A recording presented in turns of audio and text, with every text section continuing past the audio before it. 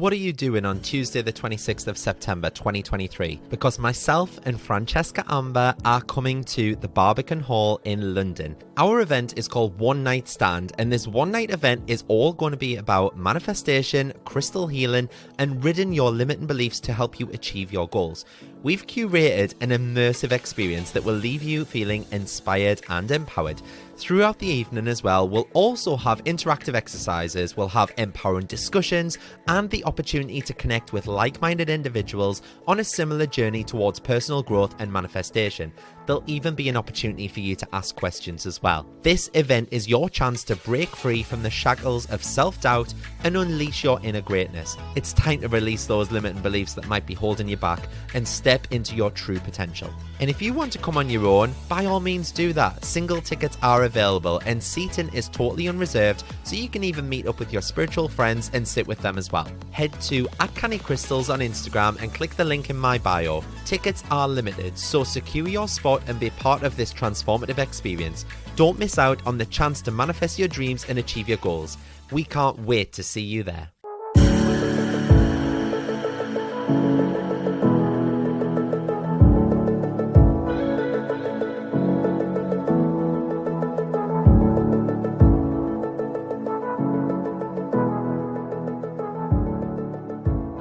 Hi everyone, thank you so much for joining me on another episode of Canny Crystals, the podcast. I hope that you're all well. Where is the bloody summer? I'm saying this because I'm recording this week's episode pushed up against my office window and it's absolutely lashing it down outside. And I'll also just quickly apologise too in case you can hear it, but I basically live on a building site with it being a new build estate and they're digging up the roads outside. So apologies for the beeping and the noise. I'll try and edit it out as much as I can, but I'm hardly Calvin Harris on the mix table, so apologies in advance if you can still hear it in the final cut. But yeah, this week I've got an amazing guest on the show, so I'll let her introduce herself in a minute. But she's a business coach, she's a mentor, she's a graphic designer, she's a multiple business owner, a huge believer in the law of attraction, as well as being a practicing witch. She holds her own monthly witch circles, which I'm just dying to attend, by the way, because they look so much fun. So please give a very warm welcome to Gemma Wilson. Hi, Gemma. How are you? Hi, Matt. I'm great, thanks. How are you? Yeah, I'm very, very well. Thank you. Like I say, it's just a bit miserable here in Newcastle. I don't know what it's like down there in Wales. I don't know. I live in a church, so we have stained glass windows. So I literally have no idea what the weather is like. I love that. That's the ultimate spiritual nexus, isn't it? It is. It's like being in a fortress. But Oh, bless you. I know I've just touched briefly on a few things there that you've accomplished and achieved over the last few years, but we have so much to unpack in this episode with you because you really are the woman who's done it all. Like, do you want to introduce yourself a bit more to the listeners out there and give a bit of an overview of what you do in a bit more detail than what I've just shared? Yeah, perfect. So my name's Jem. I am a coach and a mentor for women that are looking to build or grow their heart-centered business that sets their soul on fire. And you may not have heard of a heart-centered business before. It's basically based around your own values and adding value to the world. And that's something I'm really, really passionate about sharing. And on top of that, I also run Vala, which is a plant-based energy gel for endurance athletes. And yeah, my background is in advertising, graphic design, art direction for fashion and beauty. I did that for well over 10 years.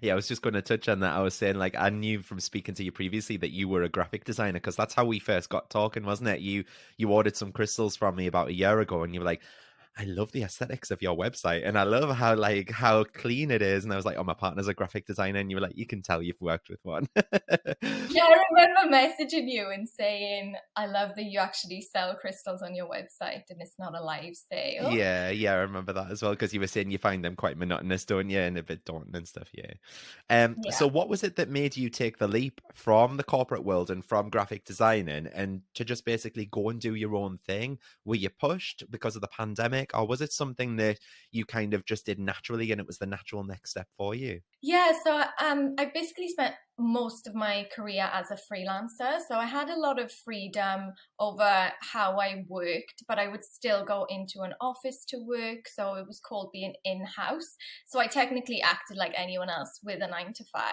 5. But I really wanted more freedom of time, and I started to feel this pull to start a business that really embodied my passion for holistic healing and mindset work, spiritual work. And I was going more and more down this path through my own life experiences, really. And I didn't really know what business to do. I thought I would maybe train as a personal trainer or retrain as a naturopath or a dietitian, but I just somehow threw all that aside and was like, oh, I'm just going to move to Australia. So I just moved to Australia on a whim, basically, in 2017. And then I met my boyfriend, now boyfriend, a week after I got there. So I think that was like a big manifestation, inspired action result. And yeah, then he started running marathons, got sick from taking those energy gels. And I had that light bulb moment then of, oh my gosh, this is what I can do. You know, I can actually run a business from scratch, do the branding and have it my way. Because a lot of the time I felt frustrated with sort of the rules that came with working in a 9 to 5. And that's just not how I work. I'm an empath and an introvert as well. So working in an office was just a bit of a nightmare for me at times, and I always felt like the odd one out. So yeah, having that opportunity, then I started Vala, and then through doing Vala, I was also still mentoring people, graphic designers that were younger than me. So I've got a big passion for mentoring in general, and started to get more people asking, like, how did you do your business? How did you do the logistical side combined with the more energetic side? And I'd say, I've got a business vision board in my office. I look at it every day and I'm like, yeah, cool. Let's get these gels to the Olympics. And why not? Yeah. So yeah, the long and short is I basically wanted more freedom of time to say how I lived my life. And it's amazing as well that you've been able to pass that on to so many other people as well through your business coaching as well. Because when I first started, obviously, I felt like I had no one around me. And I think you were like a bit of an angel in disguise. So I'd only been running Candy Crystals for, say, a month or so. You ordered from me. And you just sent me so much like positive feedback on what was going well, whereas I was concentrating on all the negatives at that point in time. And I can just remember listening to your voice notes. And I remember like playing them for Johnny, for example. And I was like, listen to this Welsh girl, what she said about the website and how good it is and all this. And it really gave me such a buzz. And then I remember you sent me a link to your ebook, which is on your website, I believe, isn't it? Yeah. It's £10, I think, normally. But you sent me it for free. And I was like, that is so kind. And it took me about 3 weeks to actually get into it and start reading it because I was just so busy at the time. But when I did, I was like, this is full of like useful knowledge that like everyone should read before they go into their own business. And that's something that I never had. So what was it that drew you to obviously passing that knowledge on to other people through business coaching? Was it just the fact that you thought, this is what I didn't have, or was it something else? Yeah, it was definitely a case of what I didn't have. And the whole reason I wrote the book during the lockdown was because, well, I had loads of time on my hands, but also I would just get people asking, how do you do this? How do you do that? So it was actually a really simple way to consolidate it down, make it nice and easy, and also help someone that is just starting out, because nobody really tells you about trademarks, trademark oppositions. Get an accountant, it's the best investment you'll ever make. And all of these other things that I learned the hard way, basically, and I just don't want other people to learn the hard way. So I have always had mentors in the past because I want to learn from their mistakes. I don't want to make those mistakes. I want the fast track. So that's sort of what inspired me then to go into spiritual mentorship. And I didn't really have a place to do that in Vala. It's a sort of a completely different world. So that's what inspired me to then start a new account, to get certified as a life coach, and to, actually do it full time rather than just sort of, cheering people on from the sidelines. Amazing. So you touched on there as well, like two facts that I didn't know about you. One, that you're an introvert, because you really don't come across that way. And the other, that you're an empath as well. And it's weird because I always say, whenever I do them quizzes online and things like that, it always comes up saying that I'm an introvert. Whereas when I'm with friends and things like that, they're always like, oh, you're really extroverted, what you're on about. But I actually prefer my own space, and like I am quite introverted when I'm in the house on my own. I'm quite like reserved, if that makes sense. But Yeah. I've mentioned in a past episode as well where I actually thought I was an empath, but I've come to learn that it's clairsentience. Because empaths obviously feel that, don't they? They feel what other people are feeling, whereas clairsentients just know. It's like this morning, I knew my partner was peed off as soon as he set foot out of bed. I just knew, and he hadn't had a good night's sleep, and because of that, I knew that he was going to be like moaning and moping around and things. That's weird, isn't it? But being an empath, surely that's draining on your energy as well. And you mentioned there about working in an office environment. I mean, that could be proper draining for you, was it? Yeah, I never realized it at the time. So I only started really finding out about this sort of energy work in my late 20s. And I wasn't really cleansing my energy. I knew that I like to shower at the end of each day intuitively, but then I learned afterwards showering is a way of cleansing your aura, allowing that energy to ground down. And yeah, I would constantly get these sort of like ear and throat infections, which now I look back and I think, was that from like a throat chakra? Sort of like, like a blockage there from not feeling like I was really expressing myself to my highest ability. So yeah, being an empath, I definitely say it has its benefits. But I think once you have awareness, then you can sort of harness it and manage your energy in a way that feels empowering to you. 100%. And talking about being empowered and things like that, can we talk about your witch circles? Because I absolutely love the sound and the look of them. And I mentioned to you before, like, is this just for women? Because I really want to join one. And obviously you do them face to face. And I was like, should I drive to Wales just for this, like a couple of hours and things, and just a surprise gem? Because I would really, really love to attend a face to face one. But you're obviously doing them Yeah. online now as well, aren't you? Or you're looking to do them online at the very least. Yes. So I absolutely love the sound and look of them. So do you want to describe them to the listeners and talk about what happens in those witch circles? Yeah, perfect. And I would love to see you at a circle. Come and stay in the I'm going to. yeah. So basically the history of circles, women have always sat in circles, but during the time of the persecutions, they were no longer allowed to gather in groups, as it was deemed as being, witchcraft, and then they'd be punished for it. And obviously during the witch trials, women were pitted against each other. For example, if you were deemed to be a witch, you would be spared if you could maybe name 5 other women in your village. And obviously villages were really small back then, so you'd be naming your sister, your daughter, your grandmother, your neighbor, and that caused women to sort of turn against each other and caused, the sisterhood wound, what is now known as the witch wound, which is a term that's been coined by Kimberly Jones. She's amazing. I would highly recommend looking her up. And so, yeah, sadly, as a result of the persecutions, then our sort of sense of coming together, sitting in circle, taking time to share and listen to each other has been lost over the centuries, which, has had a huge impact on us and is something that when we come together in circle, we can help to heal. And so in my own circles, I see women laughing, I see them sharing about their wins, fears, things about crystals. Last time we were actually talking about what you do if you break a crystal. Do you bury it? One of my friends said she super glued it back together. So we were having a laugh about that. And so it's all like, it's about just like embracing womanhood and sisterhood. And we cover all the different clair senses last time. So each time I tend to do a theme because I love a theme. So we've done healing the witch wound and talking about Kimberly's work, and we've done a full moon temple, how to work with the cycles.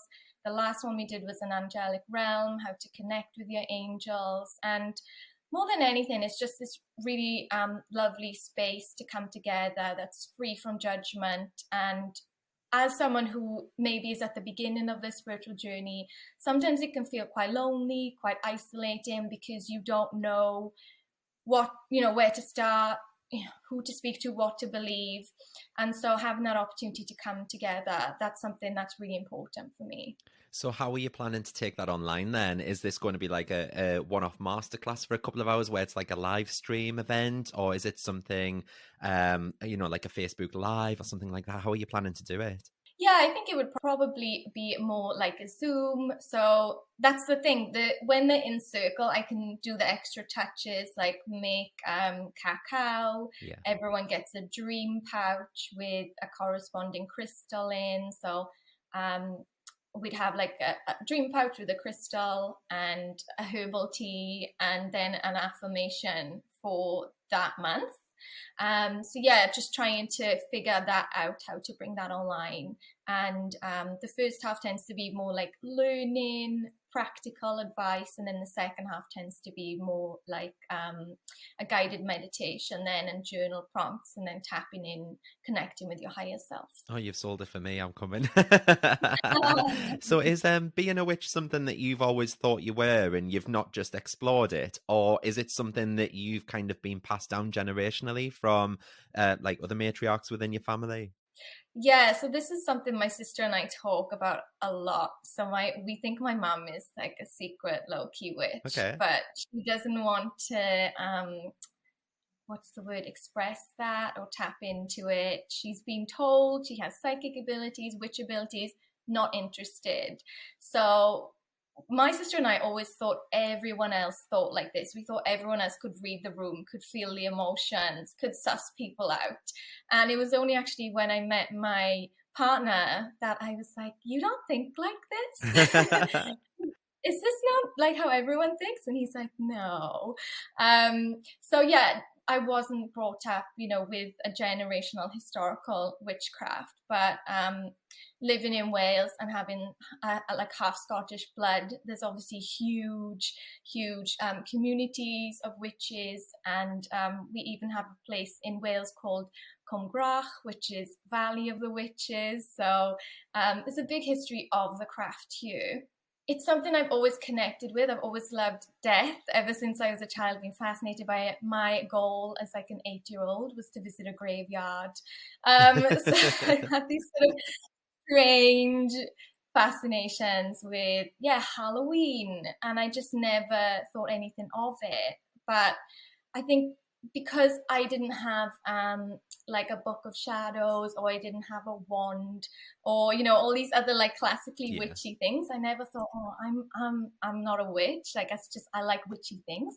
But then the more informed I got about what actually a witch is, she's somebody that works with energy. So even if you manifest, that is similar to spell work. You're manipulating energy for the greater good, for a result.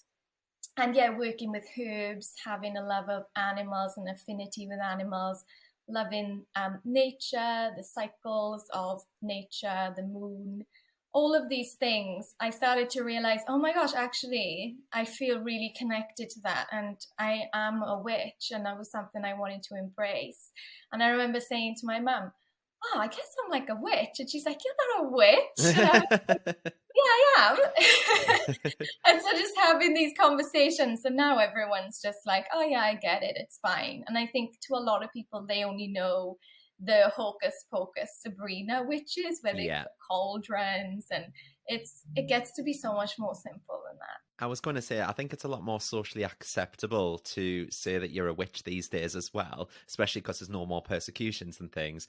Yeah. But as well as that, like I've mentioned in past episodes as well about how it's so similar to manifesting and things, because it is literally putting your intentions out there to the universe. It's just like prayer. Do you know what I mean? Like people used to persecute witches, but then Christians could pray to a god. Do you know what I mean? And I just thought, well, that's the same kind of concept, isn't it? And a lot of what you've just said resonated for me, because I guess for me, I grew up being attracted to Wicca and paganism, probably more so Wicca in my teen years, and being so fascinated by things. And in a way, I guess I've always thought that there has to be more to the universe and more to life in general. And even last week, when I put a video on Instagram of what I do on the first of each month, blowing cinnamon over my house threshold, I think you commented, didn't you? And you said something like, oh, this is very witchy. I love it. Yeah. And it made us realize that I do these little everyday witchcraft practices without even thinking about it all the time. So I'd just like to ask you as well. So what has been that most standout moment in your life where you've suddenly had a moment of realization that there is actually more to life? Was it becoming a witch and obviously accepting your witchcraft ways, or was it something that you've manifested in the past? What was it that's made you realize that there's more to life? Yeah, I think one of the most recent things I can think of is what I've mentioned about manifesting my partner. And I tell people and they're like, that has to be fate. There's no way that couldn't have been fate. The fact that you moved to another country, you met this person a week after you got there. He wasn't even supposed to go to this barbecue that my flatmate's friend was holding. And yeah, I was working on visualizing, like a life partner, manifesting someone that I could enjoy life with. And I look back and I think, yeah, that's probably one of my best manifestations, because I used to write, sounds really funny, but I tell everyone to do it. I used to write a list of like, what is my ideal partner? Like, what do they do? What are their values? And I had it stuck on the back of my door, and I would look at that every day. And, it's kind of like an affirmation, I suppose, that's seeping into your mind, and then you're subconsciously attracting that towards you. And he had most of those things on the list, so Amazing. it obviously worked. So obviously, when I spoke about manifesting on the podcast in the past, we've spoke about limiting beliefs and having these blocks and resistance and things like that. And when you've got that friction and resistance, you find it really hard to manifest. So how did you overcome your limiting beliefs? Because I know obviously it's a catch-22, isn't it? So the first time you hear about manifesting, you tend to be so open to the idea and you're unattached to those blocks that you can just manifest without any issue. And it tends to be the first time that someone tries to manifest, they do it within minutes. But the more you give it that thought, the more resistance you feel into it and the harder it then becomes. So how have you overcome your limiting beliefs to manifest? Yeah, I would always say to start small. And, I think it's like The Secret or something. They talk about manifest the coffee. But that is a good piece of advice. Like, if you want to manifest £10,000 in your business, start with £1,000. Start with what feels safe in your body and that you can get behind. And I have plenty of limiting beliefs that come up every day. And I do choose to have empowering beliefs, to replace them with, or I question it and go like, why are you coming up? I know you're trying to keep me safe. So, for example, I am not a natural public speaker.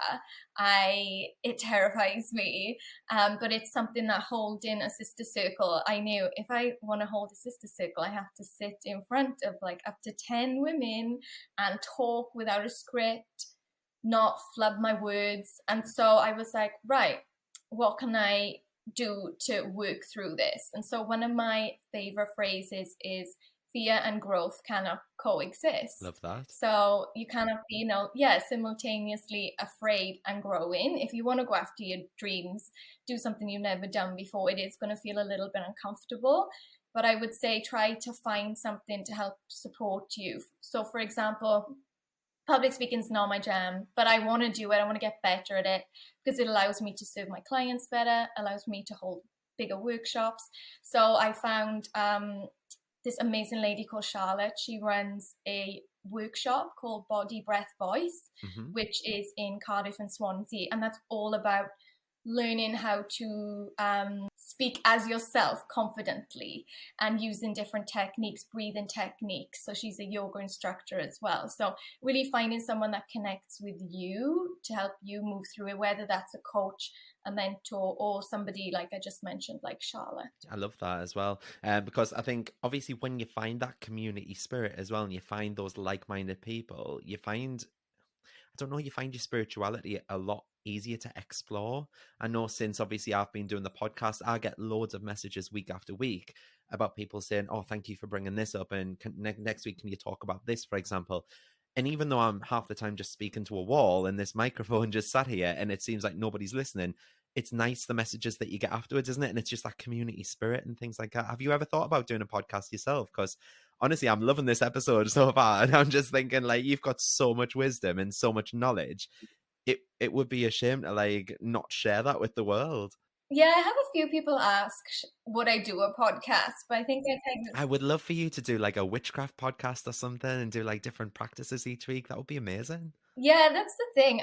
I was talking to someone about this the other day, and I was saying sometimes you don't realize how much you know until you speak to somebody else that's maybe just at the beginning or is just dipping their toe. And yeah, I really want to find out what my purpose for doing a podcast is, like what my intention is. Is it something that I can serve my Vala community with as well?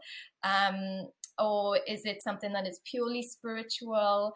Because I have, yeah, like you said, such an amazing community of people around, naturopaths, people that help with public speaking, yoga practitioners, all these different incredible people in my life that I would love to share their stories as well. Even, you know, someone like you, and your journey is so fascinating to me. So maybe in the future, I'll think about it. I really look forward to it, seriously. So, Gemma, you seem like you've done it all. Like, so where are you hoping that all of this leads? Like, what's on your vision board for the next 5 years? Are you thinking more spiritual path, or are you thinking you're going to expand Vala further and stay in like this, was it the sports nutrition kind of side of things? Where do you see yourself in 5 years' time? Yeah, people ask me this question, and I always say, "Oh, I don't know."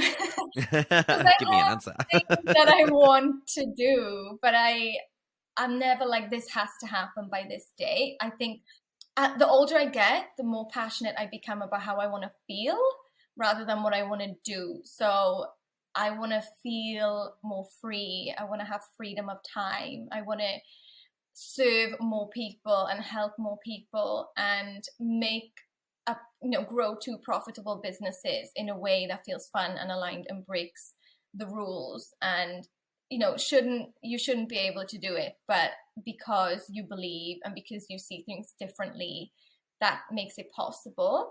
So things I would like to achieve, yeah, I'd love to grow my community, maybe do more in-person events. For Vala, we're actually doing a second birthday run because we launched in the middle of COVID. I just hardly met anyone.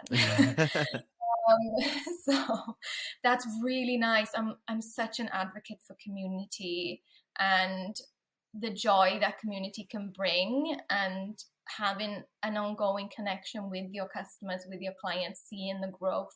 I still have clients that I message now and I'm like, I just saw you did this, I'm so proud of you. And I don't work with them anymore, but I'm still invested in them, I still care.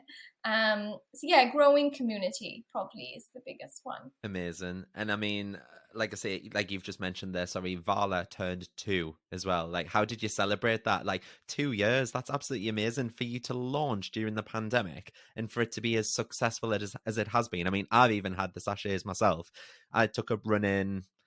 Well, I say running, it was more like a light jog, about September, October last year, but they really, really helped me. And I mean, when I saw that there was dates on them, I was like, I'm not too keen on the date flavor. However, once I tasted them, I was like, these are bloody lovely. They were literally like that just boost of energy, and they are all made with natural ingredients as well, aren't they? And are they vegan, did you say? Yeah, vegan, 100%. Yeah, so I mean, like, where else can you get a vegan sports like supplement like that gives you that little boost of energy for going out for your run? I absolutely love them. I've still got a couple left actually, because obviously when the cold weather came in, they just went back in the drawer, and I'll save them for next year.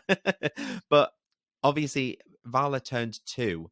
How on earth have you managed to make it so successful during the pandemic?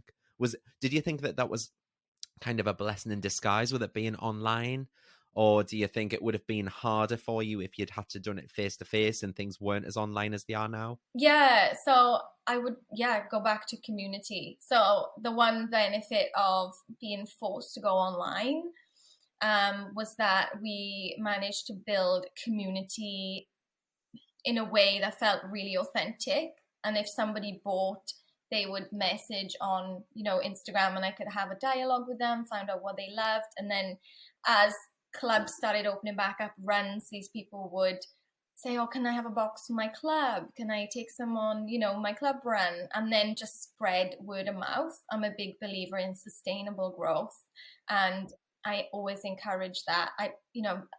I'm a firm believer there's no shortcut to success. If you want to build sustainable success in a way that feels really authentic, then it is a journey to it. And it's something I still maintain now, that I still message people, I still maintain those connections. And that's really, really important. So what I'll do also, Jem, I will pop all of the links to Vala and your witch circles and everything like that on the show notes below this. So if anyone is interested, they can just click on the link and get straight to it and get connecting with Jem. She's got loads on her website, and you can read all of her about her story and things like that. It's absolutely amazing. So one thing I just like to end my podcast interviews on is just with a bit of a simple question, Jem. So what advice would you give your teenage self? So someone who's just coming into their own mind and starting to learn all about things, mindset and energy and law of attraction and witchcraft and all that jazz.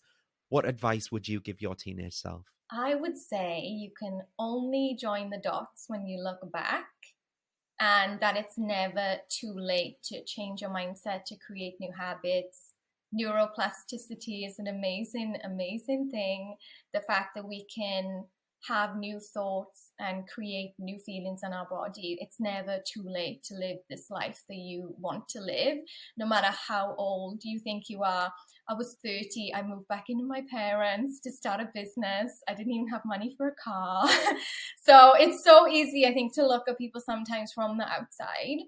And, you said, like, Vala was so successful, it's done this, but you don't see what's going on in their own life. You don't see the behind the scenes. It's so easy just to see the highlight reel and be like, whoa, boss in it.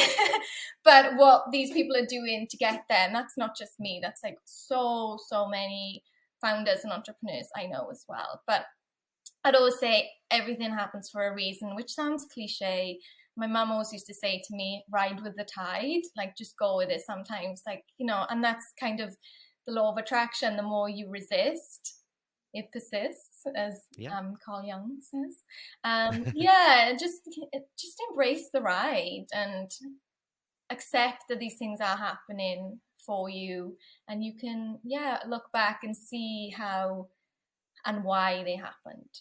I was going to say, I think something I've learned as of late is that everything works out in the end. You might not know the reason and why it's happening, but there's always some kind of reasoning behind it. And you look back in a few weeks' time and you think, that's why that happened. Oh, that's why this happened. And something I'm working through at the minute as well is I'm still learning to deal with the grief of my granddad's death from July 2019, which is 3 years ago. It's 3 years next month. And it's almost like the death was a gift. And I was listening to a podcast the other day, and they mentioned that when someone dies, it tends to be a gift because it pushes you and spurs you and gives you that energy and that drive to go on and do something further. And if it wasn't for my granddad dying, I wouldn't have ended up in the job that I was in that sent me to Liverpool, where I met the girl who was doing crystals, and I wouldn't have gone to crystal healing. And it spiraled from there. And it's only the last couple of months where I've actually started like clicking and thinking, my granddad's death was his gift to me. None of this would have been here if he hadn't died. And I know that's a bit of a weird thing to say, but it totally fits in, and everything happens for a reason. Yeah, I just had shivers when you said that. Sorry. I'm trying to hold back the tears here. I'm like, No, yeah, that's the thing. It's looking for the beauty and the meaning and the lesson in everything, I think. Definitely. And seeing that, yeah. Definitely. Well, Jem, as always, it's been an absolute pleasure to chat to you. It's been lovely to actually have this video call as well, because I've never actually had this video call with you. We've just always had the one-way chat, haven't we? But it's been an absolute pleasure. And to anyone else that is interested in business coaching, mindset, manifestation, witch circles, I'll pop all of Jem's details in the show notes for today's episode. So Jem, thank you so much for sharing your story and your wisdom with us all. Thank you so much for having me. It's been such a pleasure. No problem at all. And thank you all so much for joining once again, and I'll see you all next Friday for another episode of Canny Crystals, the podcast. Have a super lush weekend, everyone. Whatever it is that you're getting up to, let's pray this weather gets better. See you all soon. Bye.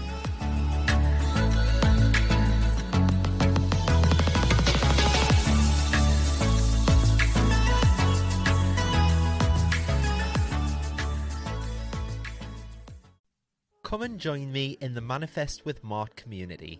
For just £10 a month, you'll get exclusive access to my app and you'll join all the other beautiful souls in the Canny community, where each day you'll be held accountable to making your dreams and desires come to fruition. You'll also be set daily and weekly challenges. There's a chat room built in so you can talk to people in real time, and you can also pop over any questions that you have in the Q&A forum and I'll answer them for you. It's changing people's lives, and we've already had so many people manifesting things in the first 2 weeks alone. Each new moon, I'll also be going live within the group on a face-to-face video to help you get the most out of the lunar cycles, as well as answer any burning questions that you have. And these live meetups are so powerful, and everyone in the group has had nothing but praise for the safe space that we share. There are very limited spaces for this community, however, just to ensure that I can place my focus on you and nurture you into the ultimate manifester. So if you'd like a spot, please be quick and reserve your seat now. Head to cannycrystalsacademy.co.uk and choose the Manifest with Mart option, where you can get instant access, and what's more, you'll also get access to all of the past recordings and chats too. Join now and start living the life of your dreams.